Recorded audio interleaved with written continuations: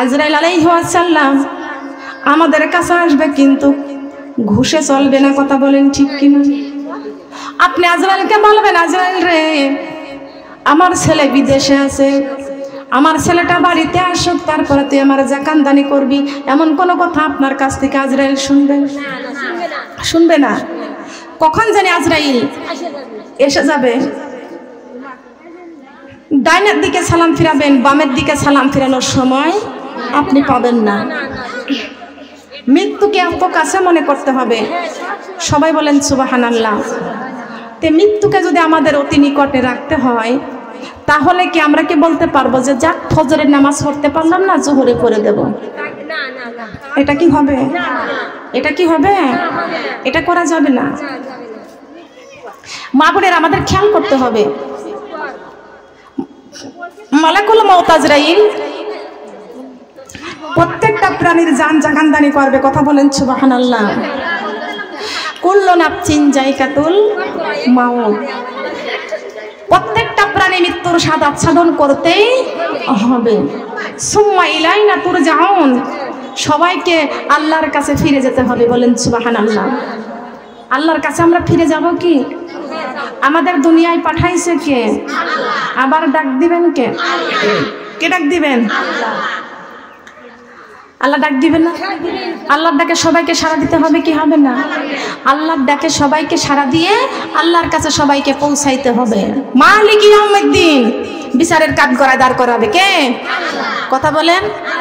দুনিয়ার বিচারের কাঠগড়া আছে কি না? কথা বলেন। দুনিয়ার উকিল ঘুষ খায়, কিন্তু পরকালে হাসরের মাঠে যিনি উকিল ঘুষ খায় না। বলেন খায় কি? হ্যাঁ, দুনিয়ার কোর্ট থেকে ঘুষ দিয়ে বাঁচতে পারবেন, পরকালের কোর্ট থেকে আপনি বাঁচতে পারবেন না। ওখানে আমল প্রয়োজন আছে কি আছে না? কথা বলেন। মালিক ইয়াউমিদ্দিন। আল্লাহ বলেছেন বিচারের মালিক আমি আল্লাহ। যেদিন তোরে বিচারের কাঠগড়ায় দাঁড় করাই দিব, আমি আল্লাহ তোর সেদিনকে জবানে একটা বারই প্রশ্ন করব, দুনিয়া থেকে কি নিয়ে আসছো, কি করেছো। জবান দিয়ে একবার বলবে আমি দুনিয়া থেকে আমল আখলাক নিয়ে আসছি। আল্লাহ বলবে তোর মুখের জবান বন্ধ করে দিলাম, এবার তোর চোখ, তোর কান, হাত সব কিছু জবাব দেবে। কথা বলেন ঠিক কি না? আজকে আপনি হাত দিয়ে একজনের জিনিস চুরি করতেছেন, আপনি কি দেখতে পাচ্ছেন যে আল্লাহ দেখছেন? আল্লাহ দেখছে না? আল্লাহ দেখছেন। যার জিনিস চুরি করছেন কিন্তু সে দেখে নাই, কিন্তু তার চোখটা বন্ধ, কিন্তু আল্লাহর চক্ষু খোলা।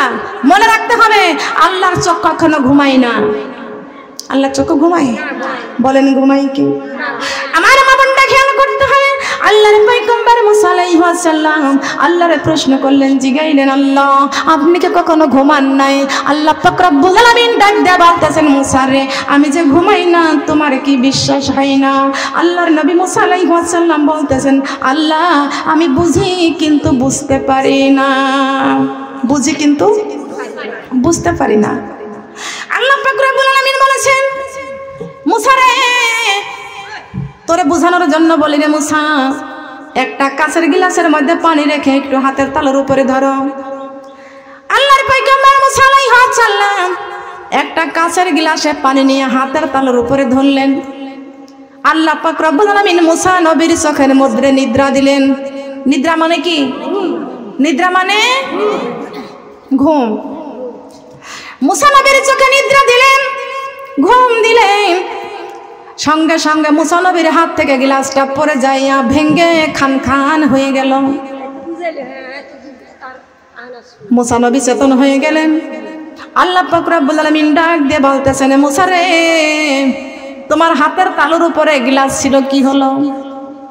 আল্লাহর পয়গম্বর মুসা আলাইহিস সালাম ডাক দিয়ে বলতেছেন, আল্লাহ আমার হাতের তালুর উপরে গ্লাসটা ধরে রাখছিলাম, কাঁচের গ্লাস, কিন্তু আমার চোখে ঘুম জারি এসে গেল, আর আমার হাতের থেকে গ্লাসটা পড়ে যাইয়া ভেঙ্গে খান খান হয়ে গেল।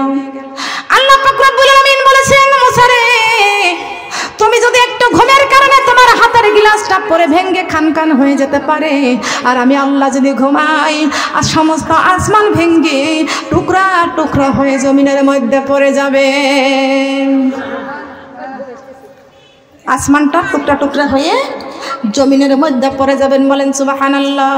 হুয়াল্লাহুল্লাযী লা ইলাহা ইল্লাহু আলিমুল গায়ব। আল্লাহু আল্লাহ আল্লাহু আল্লাহ আল্লাহু আল্লাহ আল্লাহু আল্লাহ আল্লাহু আল্লাহ।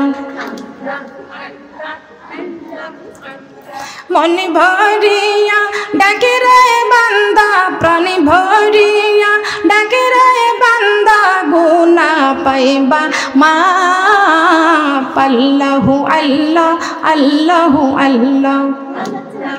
মোহব্বত মোহব্বত। আল্লাহু আল্লাহ আল্লাহু আল্লাহ।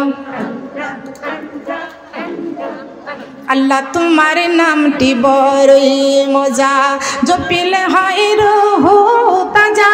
আল্লাহ তোমার নামটি বড়ই মজা, জপিলে হয় রূহ তাজা। তুমি আমার মনের রাজা, তুমি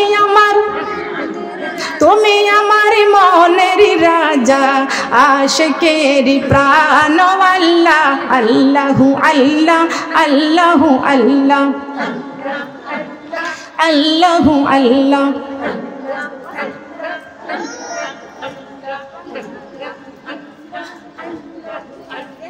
আল্লাহু আল্লাহ আল্লাহু আল্লাহ। ডাইকা হইলেন আলে জিনি, রাবেয়া বসরি নাম যার শুনি। আল্লাইকা হইলেন আলে জিনি, রাবেয়া বসরি নাম যার শুনি। আল্লাহু আল্লাহ আল্লাহু আল্লাহ, জিকির করে আল্লাহ রলি হইয়া চেন। আল্লাহু আল্লাহ আল্লাহু আল্লাহ আল্লাহু আল্লাহ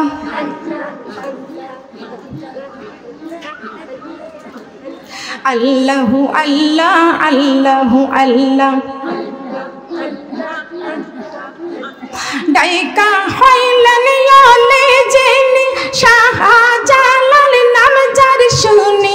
সুরমা নদী পার হয়ে যায়, সুরমা নদী পার হয়ে যায় বিছানার পার। আল্লাহু আল্লাহ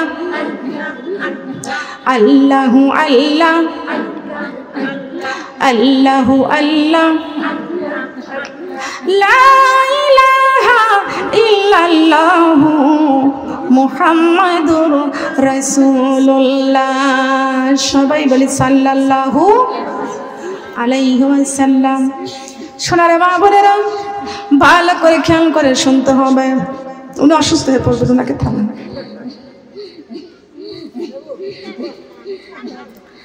খেয়াল করেন, আমার কথা বুঝতেছেন? আলহামদুলিল্লাহ, আল্লাহর শুকরিয়া আদায় করতে হবে। কুল্লু নাফসিন যায়কাতুল মাউত সুম্মা ইলাইনা তুরজাউন। সবাইকে মরণের পরে আল্লাহর কাছে ফিরে যেতে হবে। কথা বলেন সুবহানাল্লাহ। আমার মা বোনেরা, আল্লাহর কাছে যে আমাদেরকে ফিরে যেতে হবে, কিন্তু আমাদেরকে ডাক দিবেন একদিন কবরের মধ্যে। কথা বলেন সুবহানাল্লাহ। কোথায় ডাক দিবেন? আল্লাহর নবী মুহাম্মদ রাসূলুল্লাহ সাল্লাল্লাহু আলাইহি ওয়াসাল্লাম, ওনাকে ডাক দেন। মাথায় পানি ঢালা লাগবে না, বাপরে নিরালাই বসে থাকেন, নিরালাই বসে থাকেন। মা বোনেরা একটু খেয়াল করবেন আমার কথার দিকে। মা বোনেরা, আমাদেরকে পৃথিবীর জমিনে আল্লাহ পাক রব্বুল আলামিন পাঠিয়ে দিয়েছেন। আল্লাহর নবী মুহাম্মদ রাসূলুল্লাহ সাল্লাল্লাহু আলাইহি ওয়াসাল্লাম মা ফাতেমাকে ডাক দিলেন। কাকে ডাক দিলেন? মা ফাতেমাকে ডাক দিলেন। আল্লাহর নবী ডাক দিয়ে বলতেছেন, ও মা ফাতেমা, মা গো, তোমার আমি ডাক দিয়েছি, আমল দেব। মা ফাতেমা তো জোহরা রাদিয়াল্লাহু তাআলা আনহা আল্লাহর নবীর কাছে আসলেন। আল্লাহর নবী মা ফাতেমাকে ডাক দিয়ে বলতেছেন, ফাতেমা গো, তোমাকে যে আমি একটা আমল দিব। আমলটা কি? আমলটা আমাদের দরকার আছে কি আছে না? কি বলেন, আছে না? আমলটা হলো এমন যিনি আমল আল্লাহ পাক রব্বুল আলামিন যে আমল দিয়েছেন, তাম পৃথিবীটা যদি জান্নাতটা এমন, এই জান্নাতে আমাদেরকে প্রত্যেকের যাওয়ার দরকার আছে কি আছে না? আল্লাহ পাক রব্বুল আলামিন ঘোষণা করেছেন সমস্ত পৃথিবীটা যদি প্রতিদিন 70 বার করে বিক্রি করা যায়, জান্নাতের একটা ইটের দাম হবে না। কথা বলেন সুবহানাল্লাহ। তাহলে তাম পৃথিবী প্রতিদিন 70 বার করে বিক্রি করলে জান্নাতের একটা ইটের দাম হবে না। মা ফাতেমা বলছেন, বাবা আমলটা কি আপনি আমারে বলেন। আল্লাহর নবী ডাক দিয়ে বলতেছেন, মা ফাতেমা প্রতিদিন এশার নামাজ পড়ে বিছানায় যখন ঘুমাইতে যাইবা মা, জান্নাতের মূল্য আদায় করে শুবা। ফাতেমা জোহরা রাদিয়াল্লাহু তাআলা মা বোন আলোচনা করতেছি, এখানে অনেক গরিব মানুষ আছে, অনেক সচল মানুষ আছে, অচল মানুষ আছে, আছে কি আছে না? মাগো মা ফাতেমা জোহরা রাদিয়াল্লাহু তাআলা জান্নাতের সরদারিনী, আল্লাহ সারা জাহানের নারীদের নেতৃত্ব করবেন। আল্লাহ পাক হুকুম দিয়েছেন, অর্ডার করেছেন, মা ফাতেমাকে বলেন সুবহানাল্লাহ। ওই মা ফাতেমা চোখের পানি ছেড়ে দিয়া কান্দে, বাবার কাছে ডাক দিয়া বলতেছেন, বাবা গো জান্নাতের মূল্য আদায় করতে হলে তার দাম কত? প্রতিদিন জান্নাতের মূল্য আদায় করে বিছানায় শোবো, তার দাম কত? আল্লাহর নবী বলতেছেন, ফাতেমা প্রতিদিন জান্নাতের মূল্য আদায় করে বিছানায় শোবা দাম হলো তাম পৃথিবী যদি প্রতিদিন 70 বার বিক্রি করা যায়, জান্নাতের একটা ইটের দাম হবে না। জান্নাতের একটা ইটের দাম হবে না। ফাতেমা চোখের পানিগুলো ছেড়ে ছেড়ে কাঁদতে লাগলেন। নবীজি ডাক দিয়া বলতেছেন, মা ফাতেমা এত সুন্দর কথা শুনে তুমি কাঁদতেছো কেন? ফাতেমা জোহরা রাদিয়াল্লাহু তাআলা আনহা ডাক দিয়া বলতেছেন, বাবা গো যেই জান্নাতের মূল্য আদায় করতে হলে প্রতিদিনটা এই পৃথিবীটা 70 বার বিক্রি করলে জান্নাতের একটা ইটের দাম হবে না। সেই জান্নাতের মূল্য আমি প্রতিদিন কেমনে বিছানায় দিয়ে শুয়ে আমি ঘুমাইব, এশার নামাজের পর আমি কেমনে জান্নাতের মূল্য আদায় করব? ও বাবা আমার চুলায় 7 দিন আগুন জ্বলে না, আমার হাসাইন আর হুসাইন আর 7 দিন কোনো খানা খাই না, 7 দিন কোনো খানা খাই না, অনাহারে আছে, 7 দিন আমাদের চুলায় আগুন জ্বলে না। আল্লাহর নবী মুহাম্মদ রাসূলুল্লাহ সাল্লাল্লাহু আলাইহি ওয়াসাল্লাম বলেছেন, ফাতেমা গো তোমার এই সুন্দর পৃথিবী 70 বার প্রতিদিন বিক্রি করা লাগবে না, টাকা পয়সা লাগবে না, তোমাদের কোনো অর্থ সম্পদ লাগবে না। এশার নামাজের পর 10 থেকে 11 বার দরুদ ইব্রাহিম পাঠ করলে জান্নাতের মূল্য আদায় হয়ে যাবে, জান্নাতের মূল্য আদায় হয়ে যাবে। ও মা ফাতেমা প্রতিদিন রাতে বিছানায় শোয়ার সময় 1 খতম কোরআন তেলাওয়াত করে শোবা, ঘুমাইবা 1 খতম।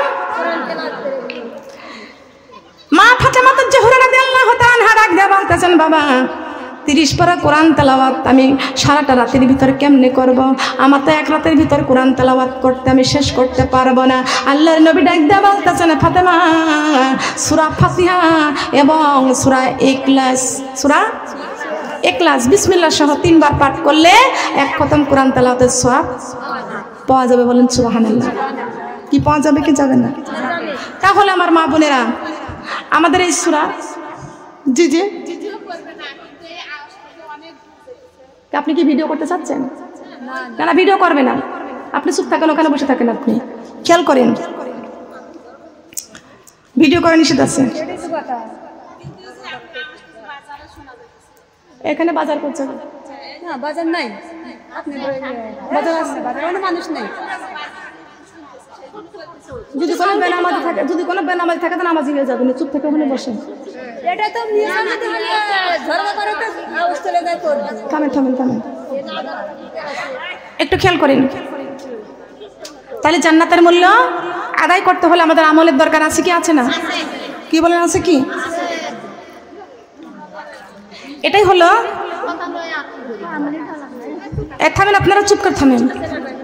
আল্লাহুম্মা সাল্লি আলা সাইয়্যিদিনা মুহাম্মাদ, আল্লাহুম্মা সাল্লি আলা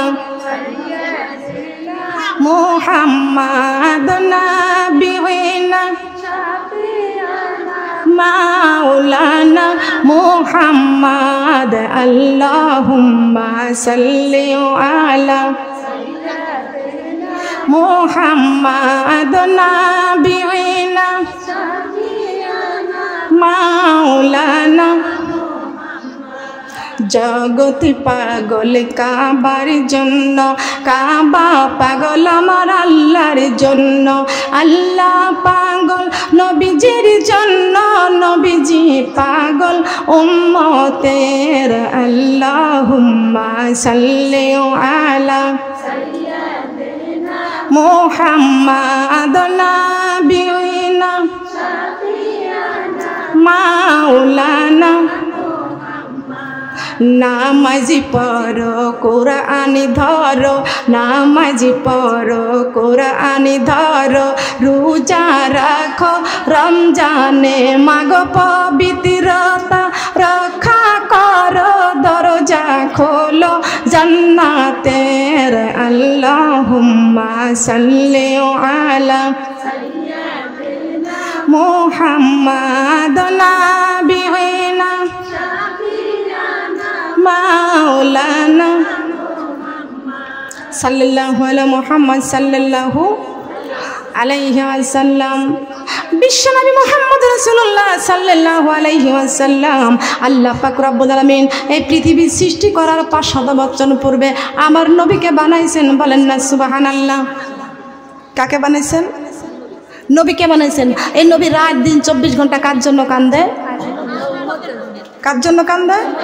উম্মতের জন্য কান্দে। তাহলে একটা কালেমার মধ্যে হচ্ছে লা ইলাহা ইল্লাল্লাহ 12 অক্ষর, আর মুহাম্মদুর রাসূলুল্লাহ কয় অক্ষর? 12 24টা অক্ষর। তাহলে রাত হলো 12 ঘন্টা আর দিন হলো 12 ঘন্টা। কয় ঘন্টা? 24 ঘন্টা। আল্লাহর নামের মধ্যে 12টি অক্ষর, আর মুহাম্মদুর রাসূলুল্লাহ নামের মধ্যে হচ্ছে 12টি অক্ষর। এটা হলো 24 অক্ষরের মধ্যে আল্লাহ পাক রব্বুল আলামিন, এই 24 অক্ষরের মধ্যে আল্লাহ পাক রব্বুল আলামিন রাত দিন 24 ঘন্টার মধ্যে যদি এই কালেমার তাওহীদ যদি মানা যায়, আল্লাহ পাক রব্বুল আলামিন বলেছেন 24 ঘন্টার গুনাহ মাফ করে দিয়ে আমি আল্লাহ, তুমি যদি ওই দিন মৃত্যুবরণ করো তোমাকে জান্নাতের রাস্তায় আমি একদম ক্লিয়ার করে দেব। কি দিবেন কি দিবে না? দিবে না? আসলে একটু খেয়াল করে কান লাগে শুনেন। নবীজি কাঁদছে উম্মতের জন্য। কার জন্য? নবীজি উম্মতি উম্মতি বলে কাঁদতেছেন। কিন্তু আমার মা বোনেরা, উম্মতের জন্য নবীজি কাঁদছেন, কিন্তু এই নবী দুনিয়া থেকে যেদিন আসলেন, দুনিয়াতে যেদিন আসলেন, নবী আমার এতিম হয়ে দুনিয়াতে আসছেন। বলেন না সুবহানাল্লাহ। এই নবীজির ভালোবাসা প্রত্যেকের ঘরে যদি থাকে, তাহলে সে এহকালেও বাদশাহী, পরকালেও। কথা বলেন ঠিক কিনা? এই দুনিয়ায় যারা আমল আছে, এই দুনিয়াতে যারা আমল আছে, পরকালে তার জান্নাত আছে। এই দুনিয়াতে যারা অর্থ সম্পদ আছে, আমল নাই, সে পরকালের ফকির। কথা বলেন ঠিক কিনা? যে দুনিয়ায় আমলে ধনী, পরকালেও। দুনিয়াতে অর্থ সম্পদ যদি নাও থাকে, যদি আমল থাকে, সে পরকালের ধনী।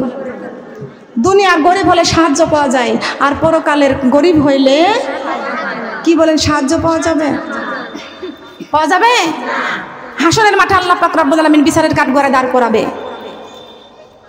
একজন ব্যক্তি বলবে, আল্লাহ বলবে ইবাদত বন্দেগী করো নাই? ব্যক্তি বলবে না, কেন করো নাই?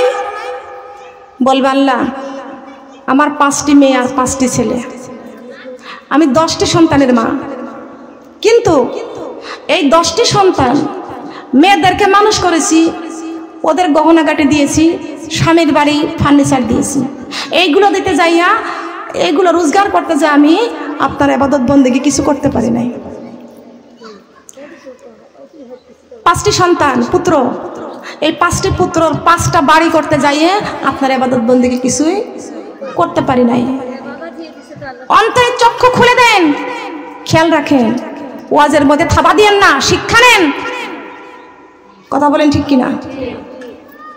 যারা দরকার আছে কি আছে না? ওয়াজ করতে গেলাম ঢাকা খিলখ্যাত, খিলখ্যাত কচুখ্যাত নাম শুনছেন? ঢাকাতে যাওয়ার পর একটা মহিলা এসে বলছে, আমার স্বামী মহিলা ওয়াজ পছন্দ করে না, মহিলা ওয়াজ দেখতে পারে না। আমি চুরি করে করে পালিয়ে পালিয়ে ওয়াজ শুনি। আপনার ওয়াজটা আমি পালিয়ে পালিয়ে শুনি। আমার স্বামী যখন বাড়ি থাকে না তখন আমি ওয়াজ শুনি, যখন বাড়িতে আসার আগ দিয়ে আমি ওয়াজটা বন্ধ করে দিই। একদিন আমার স্বামী বাড়িতে আসে নাই, আমি আবার ওয়াজটা শুনতে শুনতে ঘুমাইয়া পড়েছি। দরজাটা আলগা আছে, দিনের বেলায়। আমার স্বামী বাড়ির ঘরের ভিতরে প্রবেশ করে ওয়াজ শুনছে বসে।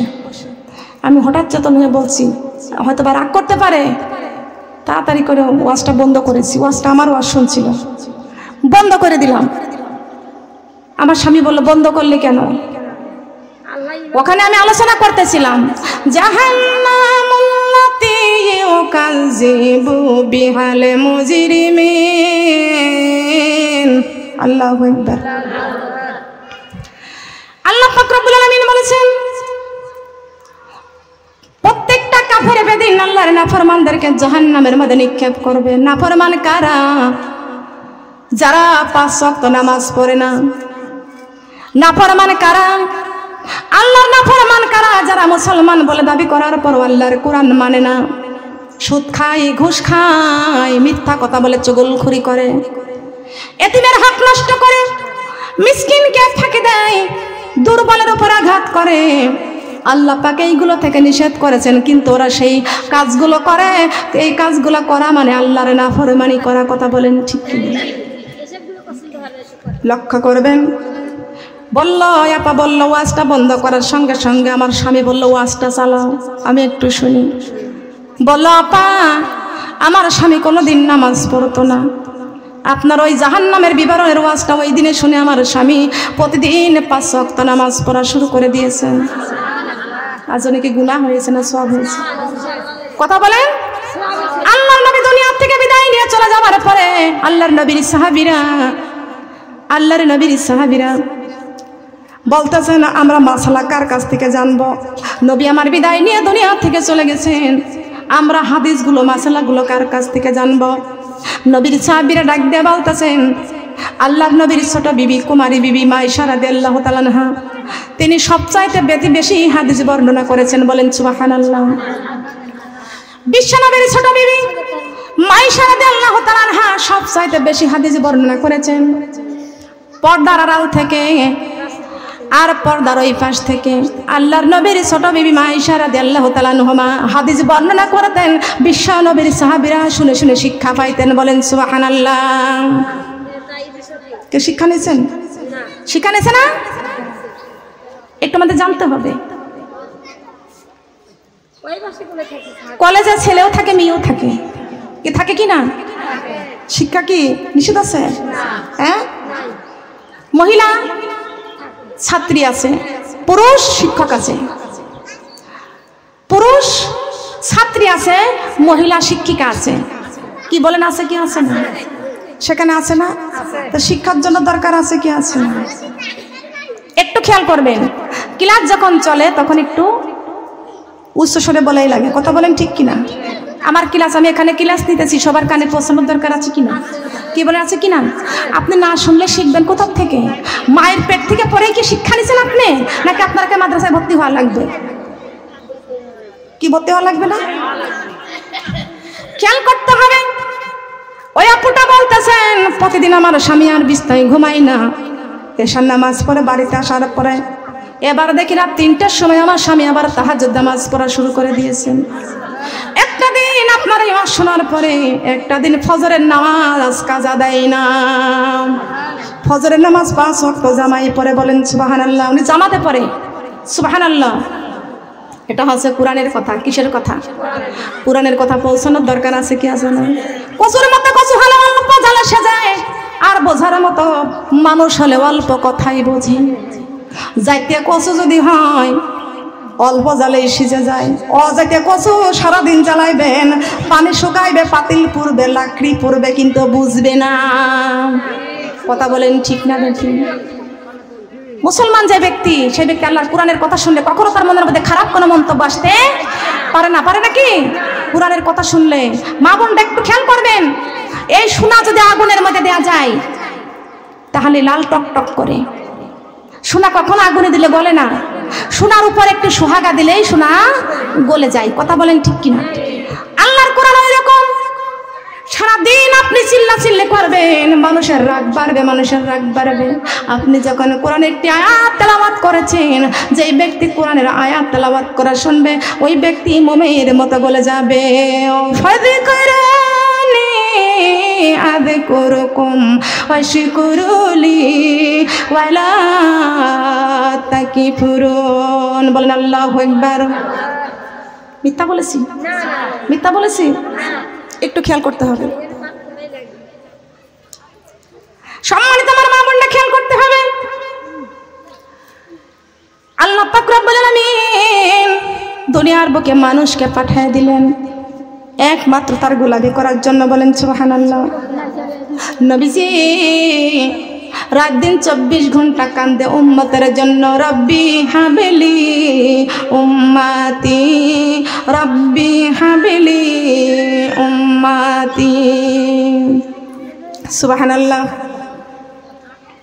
নবী আমার উম্মতের জন্য কাঁদছে। কার জন্য কাঁদছে? উম্মতের জন্য কাঁদছে। এই নবীজির জন্য আমাদের কান্দার দরকার আছে কি আছে না? নবীজি আমার উম্মতের জন্য কাঁদছেন। তাও কখন কাঁদছেন? মায়ের পেট থেকে দুনিয়াতে আসার সঙ্গে সঙ্গে আল্লাহর নবী সেজদায় পড়ে গেছেন। বলেন সুবহানাল্লাহ। শিশু নবী সেজদায় পড়ে কাঁদছে। সুবহানাল্লাহ। আর আমার নবী কিন্তু জন্মের পরে বাবা দেখে নাই। দেখছে? বলেন দেখছে?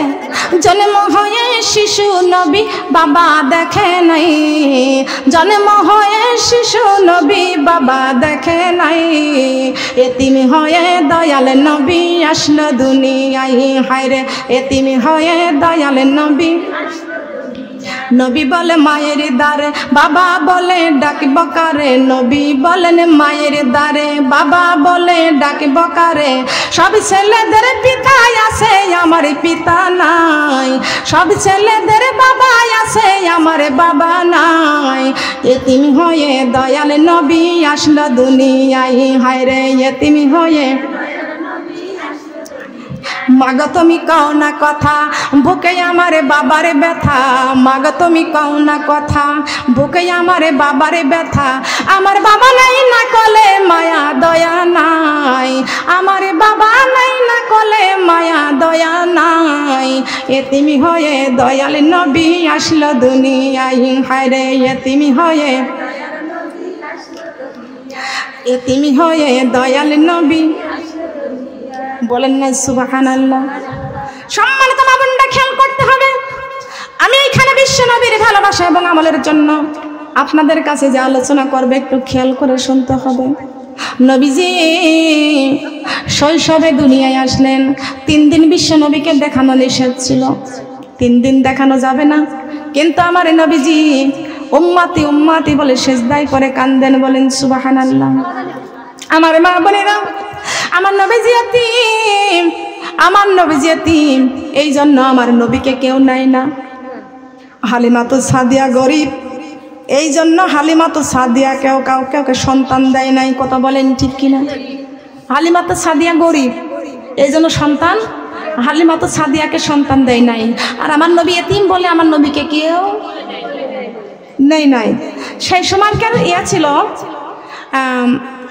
সন্তান হইলে ধাত্রী মায়ের কাছে দিয়ে দেয়া, দুধ মায়ের কাছে ধাত্রী মাকে দিয়ে দিতেন। তে মক্কা নগরীতে প্রত্যেকের সন্তান দিতে লাগলো, ধনী দেখে, বড় লোক দেখে, সম্পদ দেখে দিতে লাগলেন। কিন্তু আমার নবী গরিব, আমার নবী এতিম, এই জন্য আমার নবীকে নেয় না। হালিমাতুস সাদিয়া গরিব, এই জন্য হালিমাতুস সাদিয়াকে কেউ সন্তান দেয় না। সারা মক্কা নগরে ঘুরলেন হালিমাতুস সাদিয়া। হালিমাতুস সাদিয়া খুব কাবু, চিকুন। আবার হালিমাতুস সাদিয়ার গাধাটা অনেক কাবু, নিঃশক্তি, চলতে গেলে বারবার পড়ে যায়, শুয়ে পড়ে জমিনে, হাঁটতে পারে না, দুর্বল। হালিমাতুস সাদিয়া নৈরাশী বদনে ঘরে ফিরে যাইতেছে।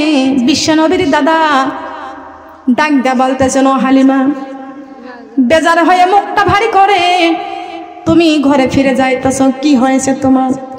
হালিমাতুস সাদিয়া ডাক দেয়া বলতেছে, ভাইজান, আমি গরিব বলে মক্কা নগরে ঘুরলাম, কেউ একটা আমার সন্তান দেয় নাই।